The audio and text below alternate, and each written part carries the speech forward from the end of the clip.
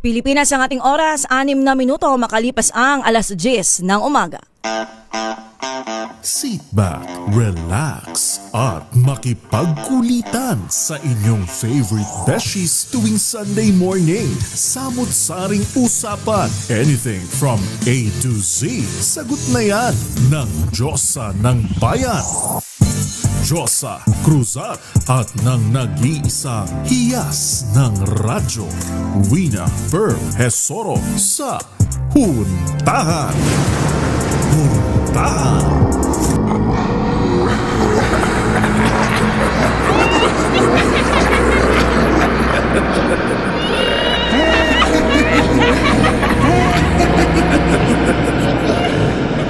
Magandang umaga Luzon, Visayas at Mindanao. Magandang umaga Pilipinas. Happy Sunday po sa lahat ng nakatutok at nakikinig dito sa DZRH. Huntahan ngayong episode natin November 2, All Souls Day. November 2, 2025 at syempre makakasama ninyo sa isang oras na huntahan, of course, ang inyong favorite beshies. Ako po si Diyosa Cruzat. At ito naman po si Wina Pearl Hesoro. Para pa rin po sa DZRH, una sa Pilipinas, una sa Pilipino. Ang ating oras 10:30 ng umaga and of course, hindi mabubuo ang Sunday episode ng huntahan ngayon na Beshi Wina kung hindi natin makakasama ang makakausap natin later on. Isang oras na kwentuhan of course with pinakang sikat, kilala ng lahat at kaibigan na ng DZRH, ang spirit questor ni si Attorney Nick Nangit. Madami ulit tayong itatanong sa kanya. Siyempre nakausap na siya kanina ni Manang Milky. Oo nga, nakita natin, nabasa natin sa ating mga comment section sa Facebook at ang ating YouTube live na medyo nabitin sila. Hindi kayo mabibitan hanggang alas 11 kasama natin siya. Pero siyempre magko-commercial muna tayo. Bigyan daan muna natin ng ating commercial para mamaya medyo mahaba-haba ang ating kwentuhan. Makakasama natin ulit mamaya hanggang alas 11 ng umaga si Attorney Nick Nangit, isang spirit questor. Tsaka syempre kung meron kayo mga katanungan, pwede ninyong i-comment yan sa aming YouTube channel. Live tayo, DZRH News Television. Gayun din sa aming DZRH News Facebook. Live tayo dyan. Syempre meron tayong text line, Beshi. Ang aming text line 09192826-485. Pwede nyo rin po kami i-text sa aming text line 09192826-485. Mag-commercial lang tayo saglit. Don't move a muscle. Ang ating oras 10:14 ng umaga. Ang ating oras, 10:19 in the morning. Siyempre, bago tayo magsimula, Beshi, sa mga ating talakayan, paalala lang sa ating listeners, ang pag-uusapan natin ngayon ay tungkol sa spiritual beliefs at siyempre experiences. Hindi po natin nalayong pilitin ang kahit sino na maniwala, pero wala namang mawawala kung tayo maniniwala, di ba? Bukas tayo sa iba't ibang pananaw at ang goal natin, siyempre dito sa ating palatuntunan, ay mas maintindihan ang iba't ibang perspektibo tungkol sa kaluluwa, paniniwala at syempre kultura ngayong undas. At wag na nating patagalin pa. Ipakilala na natin ang ating guest for today, si Attorney Nick Nangit, isang spirit questor. Magandang umaga po live sa ating studio. Magandang umaga sa inyo. Of course, ito yung undas na pinaliligiran tayo ng napakagandang mga hosts dito sa DZRH. Alam ko tatawagin na tayo, mukha tayong multo. Magandang umaga po. Ano nga pong gusto niyong tawag namin sa inyo? Nick na lang. Nick na lang. Yes. Magandang umaga, Nick. Parang kapartner na. Parang kasama na natin dito eh. Siyempre, simulan ko na ang aking katanungan. Ngayong All Souls Day, siyempre November 2, ano ang kahalagahan ng panahong ito para sa inyo at sa spiritual realm? Saka siyempre itanong ko na din yung All Saints kahapon. Okay. Ang kahalagahan ng araw na ito, is ito ang pagkakataon para tayo ay makadalaw man lamang sa mga mahal natin sa buhay na yumao na. Ngayon, ang kinalaman nito na tinatawag nga na All Souls Day ay isang Christian concept. Okay? Pero uulitin natin at ilang beses ko itong pinaliliwanag sa iba't ibang panayam na ito ay hindi Kristiyano ang origin, ang pinagmulan nito. Ito ay Samhain. It's a pagan practice before pa na ipanganak si Jesus. Okay, mga Celtics, mga Druids na kinopya ng mga Grieko at kinopya rin ng mga Romano. Kaya lang eventually dinesignate ng mga Romans ang petsa na October 31, okay, na Halloween At ginawa na lang nila na araw ng paggunita. Una kasi sa mga sundalo. Kasi digmaan yun eh. Okay. Kaya nga, ang ginagawa, katumbas ng mga sundalo, yung mga santo. Okay. And then, dahil nga pinagdiriwang na rin ng lahat ng tao doon sa Italia na mga yumao, kinopya naman ng Catholic Church at ginawang ito ay paggunita sa mga yumao naman. Ayun. Yes. Tapos, necessary po ba na, kasi di ba parang kapag araw ng kaluluwa, doon mo dadalawin yung mga mahal mo sa buhay. Wala po bang pinagkaiba yung pag All Saints Day? At saka sa mga normal na araw po, wala ba yun. siyang pinagkaiba? Parang kasi ang talagang isip na ng tao, kailangan mong dumalaw sa araw ng ng mga patay. Kailangan Baka kasi mo silang yung dalawin. iba, feeling na obligado. Pero kasi po yung iba, bumibisita sa puntod ng kanilang yumaong mahal sa buhay. Birthday o kaya death anniversary. Tama. Actually, walang pinipili. Hindi naman kailangan na pag November 1 or November 2 ka pupunta. Hindi kailangan. Dahil pagka tayo ay namatay, wala na tayong connection sa physical world. So kahit na anong araw, kahit na anong oras na gusto mong dumalaw, maski nga hindi ka dumalaw maski man lang sa bahay mo, may altar ka, or maski nakaupo ka lang at magpagdasal mo yung mga yumao, pwede yon. Katanggap-tanggap yun. Hindi kinakailangan na pumunta ka. Hindi So, Nick, wala pala tong plus points, no? Pag dumalaw. Oo, wala plus points sa langit. Walang ganyan. Kasi sa may amin, ang practice namin, since yung mga mahal namin sa buhay na yumao ay nakalibing sa provinces, mas malayo sa amin. Ang practice namin, magtirik ng kandila. Yes, ginagawa rin namin. Kami rin, maliit pa ako noon, nagtitirik lang kami ng kandila. Hindi kami pupunta kasi bukod sa napakasikip, ang daming tao, mas safe pa kung sa bahay ka na lang. So huwag kayong yung matatakot, yung mga nakikinig sa atin, or parang mag-iisip na kawawa naman. At saka alam nyo, nag-designate na ng ganitong petsa para yung mga tao na nagtatrabaho magkaroon naman ng pagkakataon. Kasi holiday. Holiday kasi. Kaya huwag silang parang malulungkot. Wala. Baka feeling natin yung kamag-anak natin doon sa Manila North Cemetery na pag yung lahat ng puntod, merong mga bisita, tapos yung kanilang mahal sa buhay, wala. Wala namang ganon. Walang ganon. Kahit nga hindi mo nalilinis yung puntod, walang pakialam ang mga kaluluwa, hindi nila pinapansin yun. Siguro para na lang din yun sa mga naiwan na mahal sa buhay. Para kagustuhan na lang nila yun. Tama. Yes. Okay, tanong ko ulit to, Beshi, bago ko sa iyo ibigay. Kasi 'di ba, pag sinabi natin na undas or kaya ano ba tawag dito sa season na to, yung kasama ang 31 hanggang 2, 'di ba parang takot sila. Kasi parang mas active ang energy ng mga spiritual energy, kumbaga. Tama ba yung aking term? Yes. Tama po ba yun? Tama, yung enerhiya ng spiritual. Kasi ito yung panahon, sa totoo lang, nung Samhain ang festival na ito ng mga Celtics, mga Druids sa Hilagang Europa. Ang tabing na naghihiwalay sa mundo ng mga buhay at patay ay napakanipis. Kaya mas lalo silang nase-sense. Parang nung Ghost Month, ganun din. Nase-sense din sila.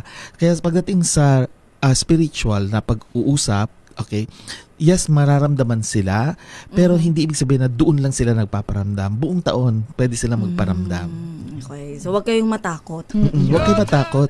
Kasi yung mga tao natatakot dahil nga yan ang ipinapamalas sa atin, pinapakita sa mga pelikula. Ang dami kasi doon, guni-guni ulit ng mga baklitang scriptwriters. Beshi, go ahead. Pero balikan ko po yung ating misconception na tinatawag. Kasi parang ang mga Pilipino po or yung mga tao, parang meron tayong mga misconception na una na po dyan yung All Souls Day at saka All Saints Day na kung saan sa All Saints Day, doon talaga dumadagsa ang mga tao na pumupunta sa sementeryo. Ano pa po ba ang mga misconception po natin? Ang misconception is, hindi naman kailangan na ihiwalay mo yung saints at saka souls. Kasi may proseso na tinatawag na syncretismo.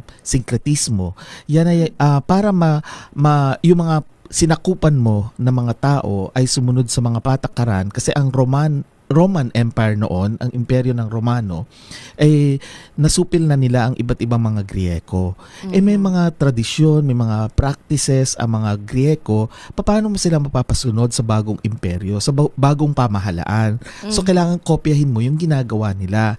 Bibigyan mo lang ng ibang pangalan. At sinabi nila na, okay, tatawagin natin itong Saints Day at saka Souls Day. Pero inimbento lang nila yan para katanggap-tanggap sila sa mga nasakupan nila. Pero wala walang kinalaman yon na ihiwalay.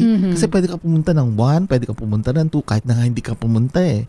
Pumunta ka lang pagka anniversary, death anniversary or birthday, okay lang yun. Talagang naging tradition na lang kasi talaga. Yes.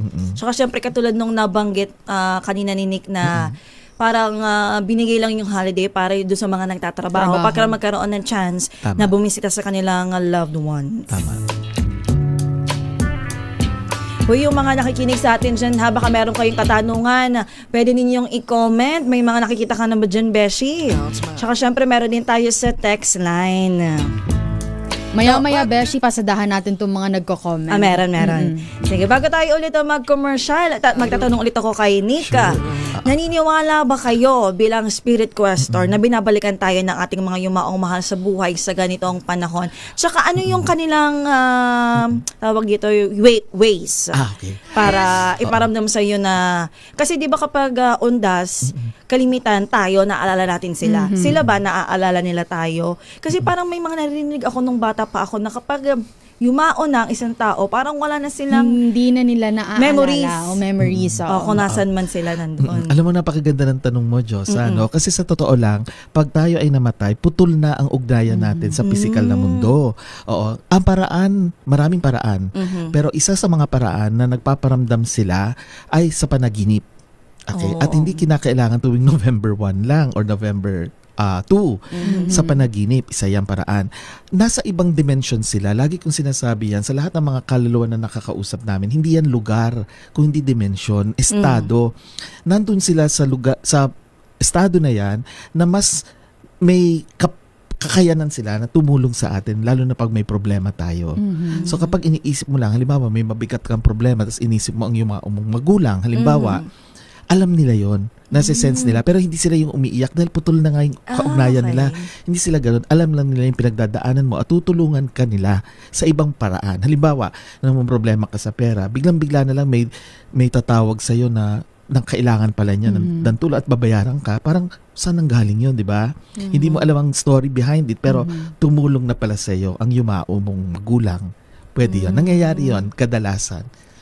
So totoo pala po yung sinasabi nila na ang utak natin dito tapos sila ay connected. Pag iniisip natin talaga sila, may chance na magpaparamdam, mga ganun. Yes, kasi yung psychic link natin sa mga mahal natin sa buhay ay nandun pa rin. Yung alang ang relasyon natin, hindi na sila halimbawa magulang mo ngayon na namatay, magulang pa rin sila. Hindi.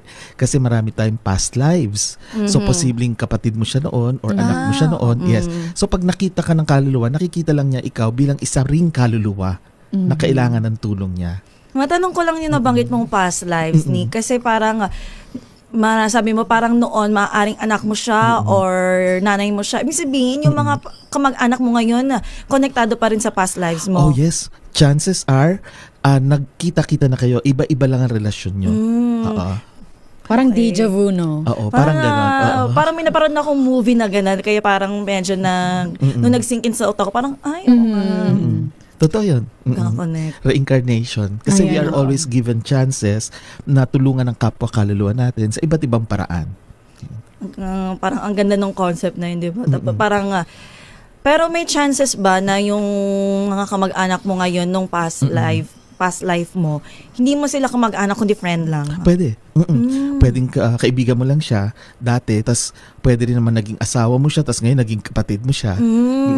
Pwede rin kalaban mo siya, tas naging kapatid mo rin. Basta may connection yung life niyo before sa ngayon. Correct.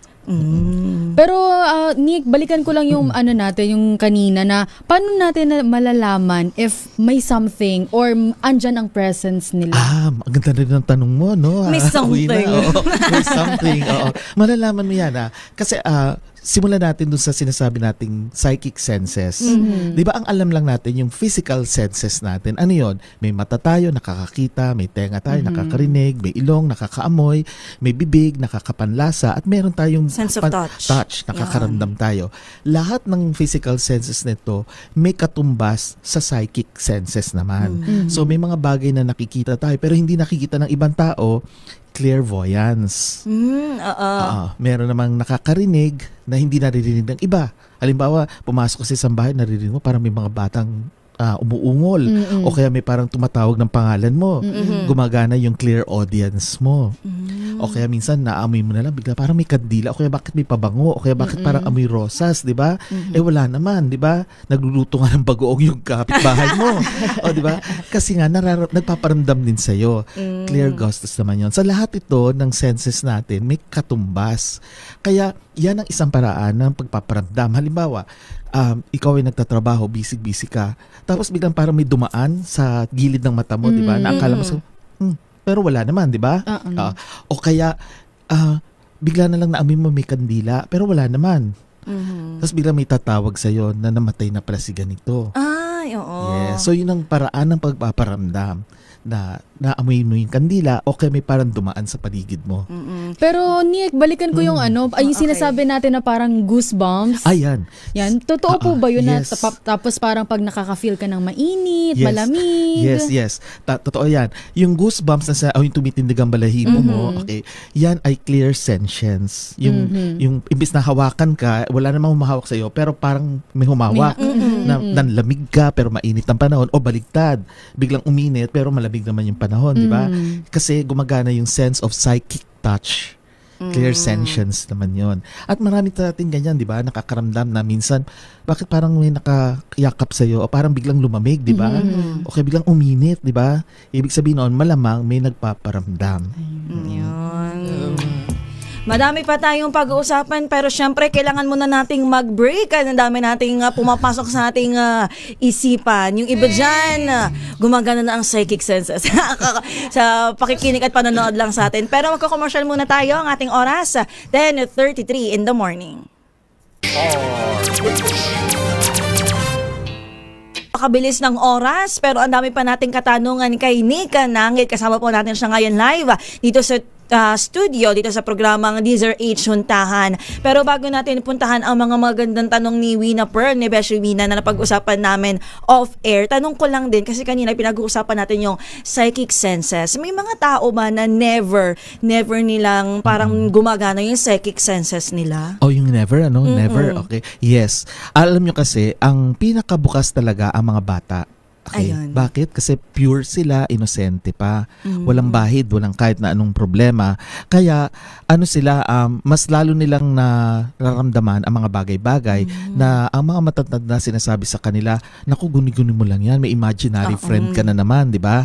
Yan ay akala lang nila yon. Pero sa totoo lang, bukas kasi ang kamalayan ng mga kabataan. Habang lumalaki kasi tayo, ang sistema ng edukasyon natin ay logical. Oo. Ang gumagana yung left side ng brain natin. Kaya hindi na natin nararamdaman yung mga nasa paligid natin. Oo. Kaya may mga tao na talagang sarado, lalo na kung sila ay masyadong materialistic o kaya iniisip lagi yung problema, yung practical na buhay, talaga hindi nila mararamdaman. Samantalang yung mga taong in touch sa emotion nila, let's say yung mga theater performers, okay, yung mga creative writers, sila ang mas lalong mararamdaman nila ang mga bagay na ito. Ayun. Kasi parang ako kasi di naman kung titingnan ko sa aking experience, never pa talaga ako. Pero naniniwala naman ako. Kaya pero parang never pa akong parang nabuksan kahit anumang psychic senses. Pero alam mo, kahit na sabihin mo na, let's say, hindi mo nararamdaman, kahit pa paano nararamdaman mo pa rin. Baka lang nilalabanan ko. Oo, baka nilalabanan. Kasi ayaw kong matakot. Correct. Kasi yan ang pinapakita sa mga pelikula na dapat katakutan, di ba? Pero yung pinakasimple lang na may trabaho ka, tapos parang may dumaan sa gilid ng mata mo, yung peripheral vision na sinasabi, that is already a form na bukas yung iyong third eye. Hindi nga lang sobrang bukas, kundi kahit pa paano sumisilip, parang ganon. Ayun. Pero, now I know. Go ahead, Beshi. Balikan ko yung tanong ko sa kanya kanina off-air. Sige. Unahin ko muna yung isa, Nick, na sige. Bakit nga ba nakagawian ng mga Pilipino na nagtitirik tayo ng kandila, nag-aalay ng pagkain, maging ang bulaklak? Yes. Ano po ba ang nito, meaning nito? Okay. Alam mo, unahin natin yung pagtitirik ng kandila. Yung pagtitirik ng kandila, hindi naman talaga kailangan yan. Kasi nung unang panahon, wala namang kandila. Okay. Ang ginagawa nila, dahil nga silang ginugunita nila ang pagkamatay ng mga sundalo, nagsisindi sila ng mga bonfire.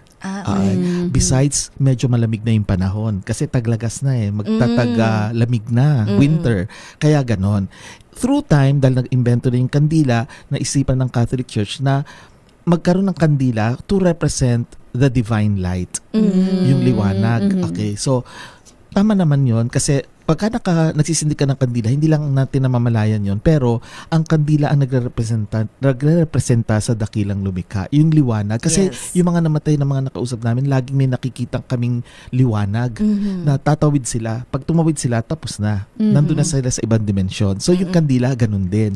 Kaya nga, ingat kayo sa pagsisindi basta-basta ng kandila. Kasi may mga ganyan ako nakikita na sindi sila ng sindi, hindi nila alam na portal din yun. Hala, kasi yung iba kapag nagre-relax sila, parang gusto nila magsindi kasi yung mga scented candles. Pero di ba yung good amoy? Luck. Oo, good luck sa kanila. Kasi pwedeng nagtatawag sila, hindi nila alam yun. May connection ba to dahil minsan nakakakos ng sunog ang kandila? Naman. Yes, oo naman. May connection yun. Oo. Yun yung sa kandila. Ngayon, bakit yung mga bulaklak? Yung mga bulaklak, alam nyo ba na sa Callao Cave natin sa Cagayan, di ba?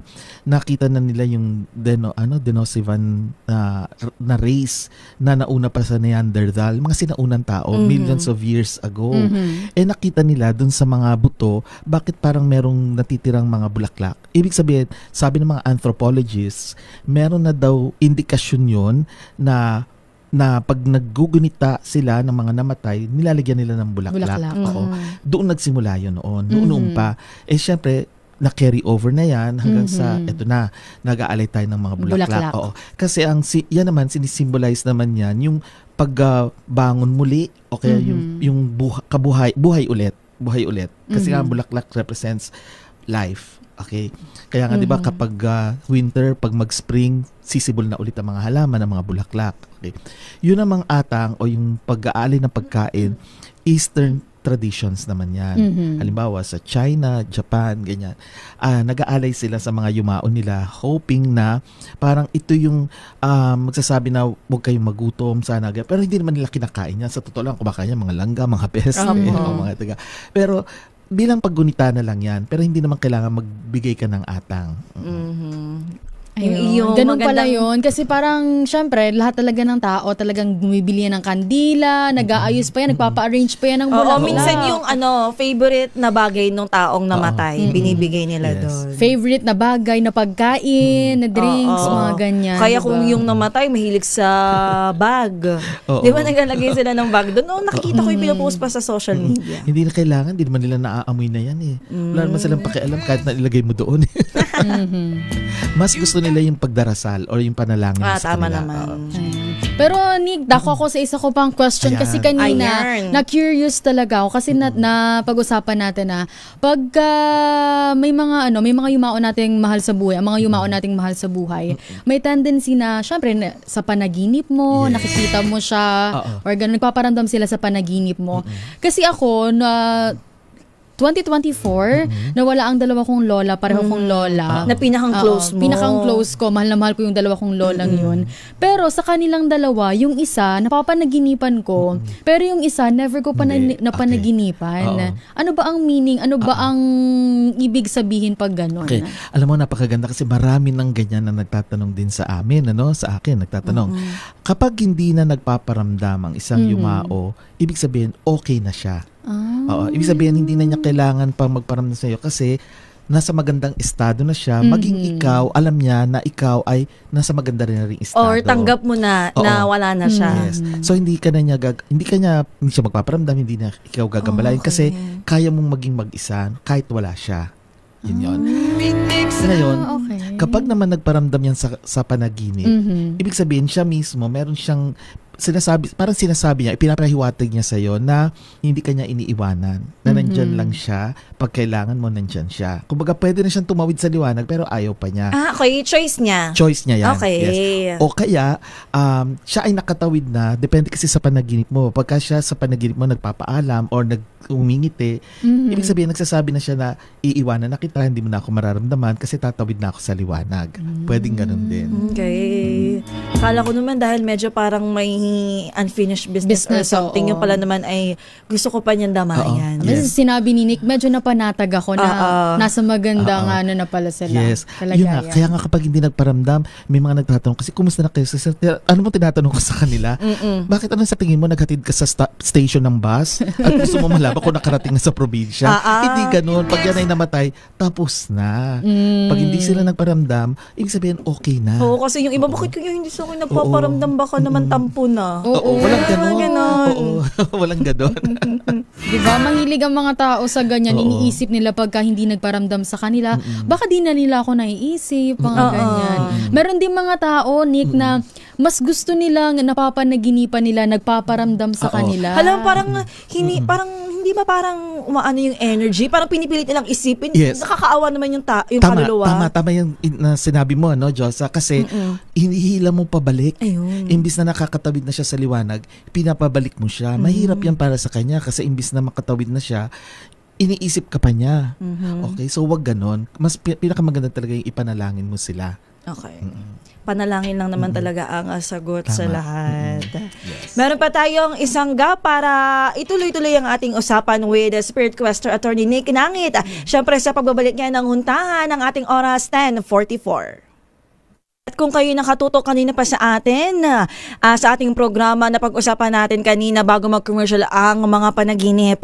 Dahil dyan meron akong katanungan, Nick. Yes. May nabasa kasi ako, kapag nanaginip ka, wag mo daw sasabihin, tapos aware ka na panaginip yun, wag mo daw sasabihin dun sa mga nakasama mo sa panaginip na panaginip lang to, hindi to totoo. Kasi parang sabi nung iba sa Reddit, parang nagiging iba yung entity. Tapos parang nagagalit sila. Pag sinabi mo na panaginip lang to, hindi ka totoo. At ang nagiging in the end, nagiging pangit yung panaginip na maganda naman sa umpisa. Kalokohan yun. Walang ganon. Buti na lang ako. Kalokohan Kasi nung nabasa ko, natakot talaga ako. Kasi ang dami kong times sa pag nananaginip ako, aware ako na panaginip siya.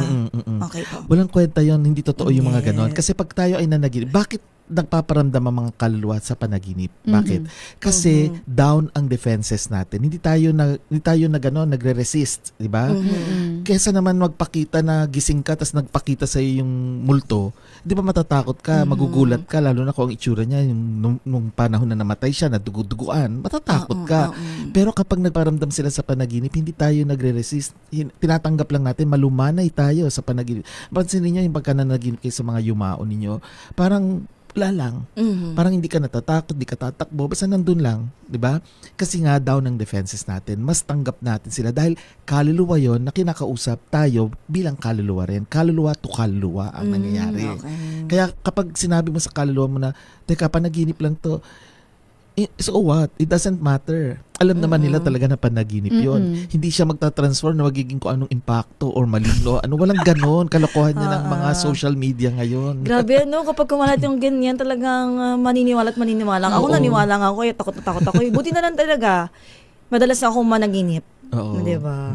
Ano naman po yun kapag madalas nang managinip? Okay lang. Okay lang siya? Oo. Yes. Okay lang yun. Alam mo po, Nick, akala ko dati pagka nananaginip ka daw, ibig sabihin bago ka matulog, di ka daw nagdasal. Maraming ganyan na sinasabi niyan, di ba? Para naman kasi matuto ka magdasal. Ganun lang Tama yun. naman yung mga ganyan kasabihan. Kahit hindi totoo. Kasi merong other na aral for you. Diba? Kung tayo nga, kunyari, buhay tayo ng panahon ng mga Kastila, hindi pwedeng nang hindi ka nag-oorasyon ng alas 6, yung Angelus, at ang haba-haba ng litanya, pati rosaryo. Buti na lang, hindi na ganun ngayon, di ba? Mas simple prayer lang, pwede na. Yung mga nagbabasa ng Reddit dyan, huwag agad maniwala. Nick, balikan ko yung mga alay-alay natin kanita. Kasi meron po tayong mga rules na or mga pamahiin din patungkol dyan. Tama. Sabi, may mga sinasabi na dapat yung mga nakikita mo sa sementeryo na alay na pagkain, bulaklak, kandila, wag mong kukunin. Kasi sa kanila yon. Wag mong iuuwi, kumbaga. Wag mong iti-take out. Wag ka raw magbukbang sa sementeryo. Nag-grocery sa sementeryo. Diba yan? Mga nakikita ko sa social media, merong mga ganyan. Yung iba nagmumukbang. Yan. Ano po ba ang ano natin Sa totoo lang, wala naman yun eh. Pwede mo namang kunin, di ba? Kaya lang, parang ang nangyayari kasi yan, kunyari, meron akong regalo sa'yo, binigay ko sa'yo, no? Ito, regalo ko sa'yo. Tapos may dumating na ibang tao, biglang kinuha niya. Di ba parang nakakabastos, di ba? Hindi naman para sa kanya. So, ganun lang naman yun. Respeto lang. Pero hindi naman kailangan na, sayang naman kung iniwan mo roon, di ba? Kung gusto mong kunin mo na. Pero, huwag ka na lang magbigay. Huwag ka na lang maglagay doon. Kasi wala naman pakialam ang mga kaluluwa sa pagkain na ilalagay mo doon eh. Siguro, paano yun? Siguro naman yung iba nadalaw lang para talaga sa sarili nila na papasok nila sa utak nila na hindi ko siya nakalimutan. Maganda na itong nakadalaw. Oo. Diba? Kadalasan gano'n naman. Saka ito yung pagkakataon na nagre-reunion. Kasi hindi nakikita buong taon. Kung hindi Pasko, New Year o kaya ito, yung pag November 1 or 2. Ayan. Ngayon naman, nauuso ang paranormal content sa TikTok, YouTube. Ano ang thoughts niyo dito as a spirit questor, and how do we tell spiritual reality from entertainment? Kasi yung iba, for the likes, for the ganun Meron lang. nga po ako niya na last time, parang nag-scroll lang ako sa social media. Pagdating doon sa video, sabi niya sa akin, do not scroll. Parang tadhana daw yun na nakita ko siya. Ganon. Alam mo, buti binanggit niyo yan. Kasi sa panahon ngayon ng social media, maraming nagsasamantala. Dahil ang habol nila, yung views, yung likes, yung engagements.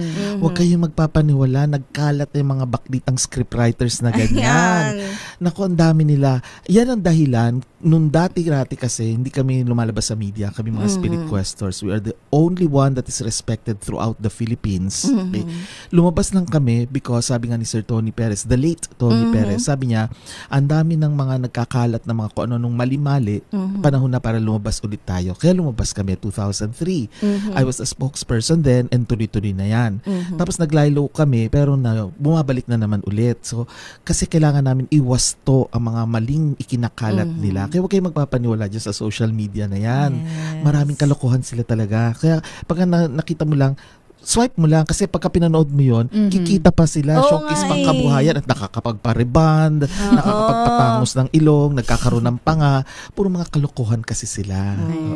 May nagtatanong dito, Nick, paano naman yung about panaginip ito? Paano naman yung 5 beses na ikinasal sa panaginip tapos single pa rin ngayon? Hindi, totoong tanong to. Napakalinaw doon ng image ng mga babae, pero iba-iba yung babae. Pero sa bagay, hindi kompleto yung kanyang mensahe, no? Sino yung kinasal? Boyfriend ba niya? Baka siya mismo. Lalaki 5 beses na daw siya, tapos yung kinasal, mga iba't iba. Babae kasi tapos kada panaginip niya, ibang babae. Iba-ibang babae ang partner niya. Alam niyo kasi, si Carl Jung at saka yung ibang mga psychoanalysts, may sarili silang interpretasyon, pero teorya lang nila yan sa psychology. Pagdating sa psychic na usapan, maaaring ito ay glimpses or snippets o yung bang parang nakikita nila yung mga nakaraan nila o kaya pwedeng sumisilip sila sa ibang multiverse. Okay. So pwedeng ganun din. Or pwede rin naman ito ay kung past life nila, pwedeng nakikita nila yung mga dati nilang pinakasalan. Kaya nga depende kung yung itsura ba ng mga kasal nila same na panahon o iba't iba ang itsura ng mga bridal dress na mga baka iba-ibang era. O baka iba-ibang era. So yun. Ayun. Mamaya bago tayo maalam sa ere, makibalita tayo mamaya sa Manila North, pero tuloy-tuloy ang ating tanong kay Pero Beshi, pasadahan ko to may nag-comment kasi sige, sa ating Facebook Live. May nagtatanong, Nick. Sige. Sabi niya, ano po ang mensahe ng duwende na paminsan-minsan itinatago ang gamit ko? Hindi ko makita, pero after few days, andun pala sa pinaglagyan ko rin. Paano naman yung nasabing duwende? Sabi niya pa, halimbawa po ng gamit ko ay yung healing ointment na minsan wala sa pinaglagyan kong bag, na binabalik-baliktad ko pa yung bag, pero after few days, andun pa rin sa bag yung healing ointment. Alam mo, huwag ka mag-alala kasi ako rin kanina lang. Actually, kagabi ko pa hinahanap, inungkat ko na yung aking bag. Hindi ko talaga makita. Kaninang umaga, bilang nagulat ako, nakita ko. Ako din ganyan minsan. Pero wag niyo namang sitahin or sisihin ang mga duwende. Kasi tama yung sabi mong Diyos, bakit duwende, di ba? Paano niya nalaman? Paano mo nalaman na duwende? Alam niyo, ang mga elemental, kasi ang duwende isa lang sa maraming uri ng elemental. Sila ay pilyo, maloko. Okay, para mga bata. Kaya kapag minawawala sa'yo, naglalaro lang sila. At babalik din naman nila yan. Okay? Wag mura-mura. Di ba yung una inuuna ang init ng ulo. Oo, wag. At saka, wag kayong magagalit sa kanila kasi naglalaro lang yung mga yan. Wag yung isipin na sa demonyo agad yung mga yan. Hindi ganon, iba yung mga duwende. Yan, katulad din po ba yan sa mga sa mga yumao ng matatanda na? Kasi may experience po kaming ganyan nung nung tita ko na nag-aayos kami ng bulaklak dadalhin sa puntod sa sementeryo. Tapos yung kutsilyo tapos yung gunting, pinatong lang namin siya sa lamesa. Tapos biglang nawala. Tapos tinawag na namin yung yung kamag-anak namin yung mao. Sabi ko, balik mo na para makapunta na kami sa'yo. Ganon. Maya-maya po, na ibabalik naman talaga. Yes, pero hindi yung yumao ang kumuha. Iba yun. Malamang yung duwende or kung ano mang elemental yung kumuha. Tama. Bago natin papasukin ang ating report, may last na lang tayo kay Nick. Baka naman yung huling payo mo sa mga tao ngayong undas. Alam mo, ito yung pagkakataon talaga natin na gunitain sila. Kasi sa karamihan ng ginagawa natin, busy tayo o kaya sa dami ng mga problema natin, minsan nakakalimutan na natin ang kaugnayan natin sa nakalipas. Yan ang isang kaugalian ng Pilipino na napakaganda na naaalala pa rin natin ang mga yumaong mahal natin sa buhay. Samantala sa ibang bansa, pag nailibing nila, tapos na. Kinakalimutan nila. Huwag tayong gagaya sa kanila. Kasi isa yung kalinangan ng Pilipino na dapat ipagpatuloy natin. Hindi lamang pag sila ay namatay na, kundi mas kinumbuhay pa lang sila yung paggalang. Dapat na laging nandoon. Yan, very well said. At dahil dyan, kumustahin natin ang DZRH Operation Tulong sa Manila Norte Cemetery. Siyempre, wala na tayong oras, magpapaalam na tayo. Siyempre, magpapasalamat tayo kay Attorney Nick Nangit, ang kaibigan nating spirit quester dito sa DZRH na palagi nating nalalambingan ng interview. Nick, maraming salamat. Maraming salamat po. Salamat din sa huntahan. Of course, Josa and Wina. Maraming salamat sa DZRH. Alright, at dyan na po nagtatapos ang ating isang oras na kwentuhan patungkol sa Honda.